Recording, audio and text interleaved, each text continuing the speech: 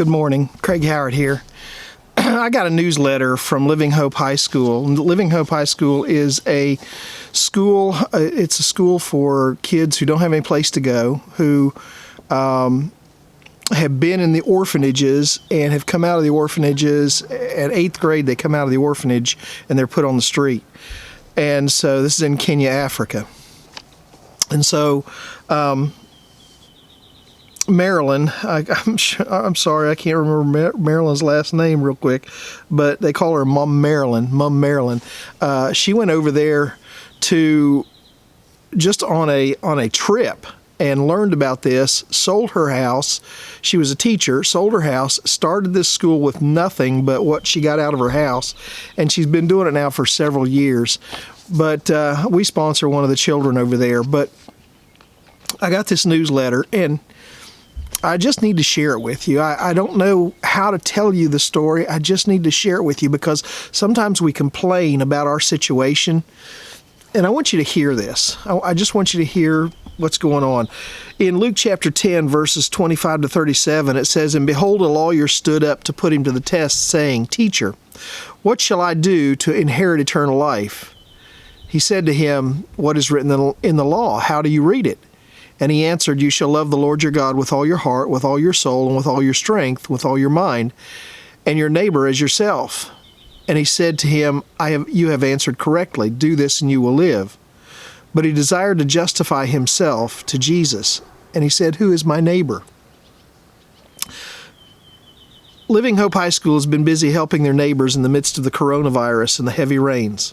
Now, I want you to understand these are orphan children living in a school that has been built out of mud bricks and tin roofs, and I mean, it is the most basic of buildings, okay?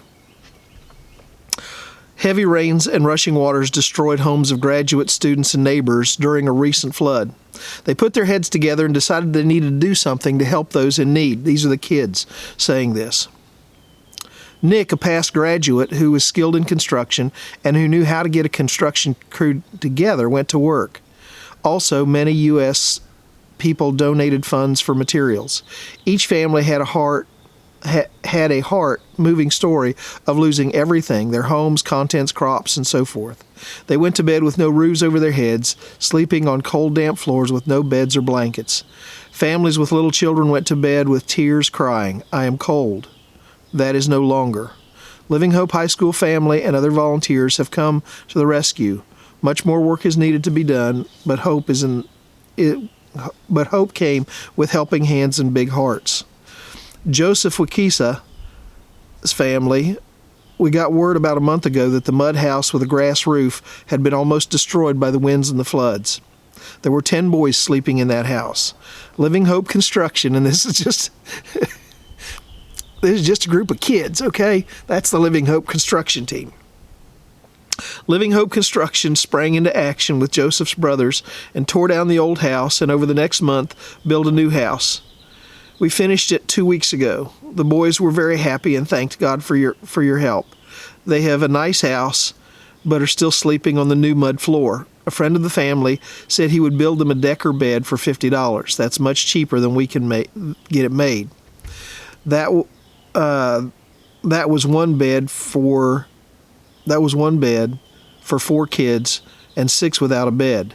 Joseph has written his sponsor, Destry Daniel, to see if he can raise money for 3 more beds. The mattresses are $60 for 2 mattresses, so that will be about $200 for the beds and $480 for the mattresses.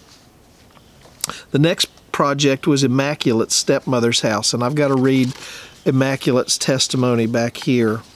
I don't know if you'll be able to see this or not. This is a picture of the kind of houses they build. It's just a mud brick house with a tin roof, okay?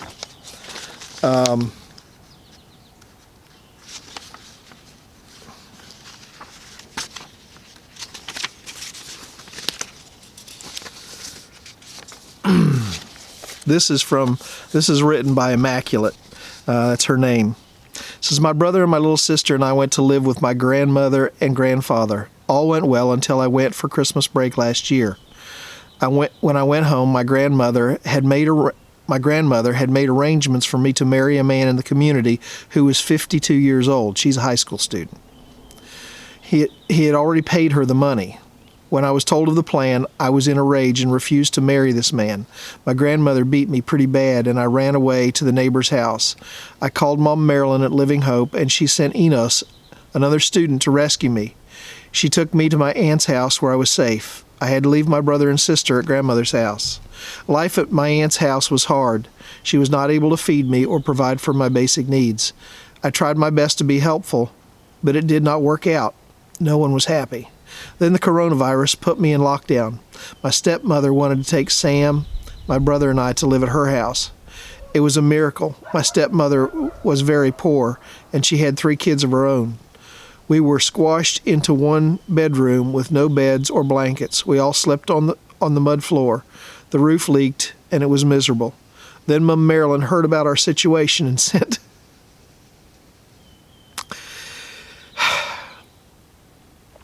the Living Hope construction crew to our rescue. A bunch of kids.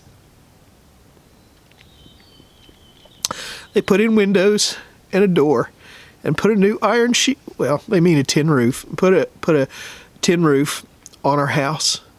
They brought, I'm sorry, my eyes are watered, I can't read. They brought a bed for me and my stepmother and a big sheet of black plastic to put under the mattress for the boys. Whenever they came to work on the house, they always brought good food. All of the people in the neighborhood come to watch and could not believe that a bunch of high school kids could work so hard and build such a wonderful house.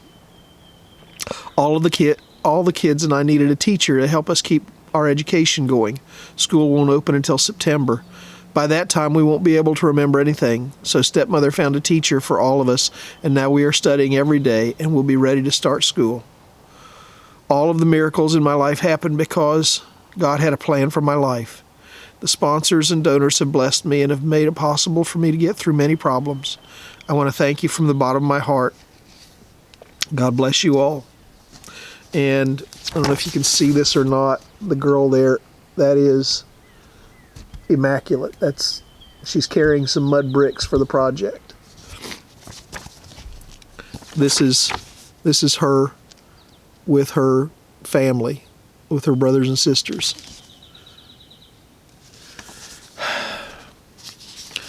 There's so much more I could share, other stories, but the reason I wanted to share that this morning is because I want you to understand it doesn't matter how little you have, how limited your resources. God can take whatever resources you have, and He can take them, and He can multiply your efforts and your resources, and He can make a difference in people's lives. Today I'm working to try to get a young woman who is homeless with 2 children and another one on the way into a apartment, and we're trying to get some basic needs taken care of for her. Her boyfriend decided he no longer wanted a girlfriend with 2 kids and a baby on the way. Even though it's his baby that's on the way, he wanted another girlfriend. All I'm saying is, God has blessed us. He's blessed all of us way beyond our level of obedience. If we can just do a little, if each of us can just do a little, if a bunch of kids in Kenya can go and change people's lives, I think we can make a difference too. And we can glorify God in the process. And that's what God tells us to do. The 2 greatest commandments: love God and love your neighbor. Well, I've already gone too long.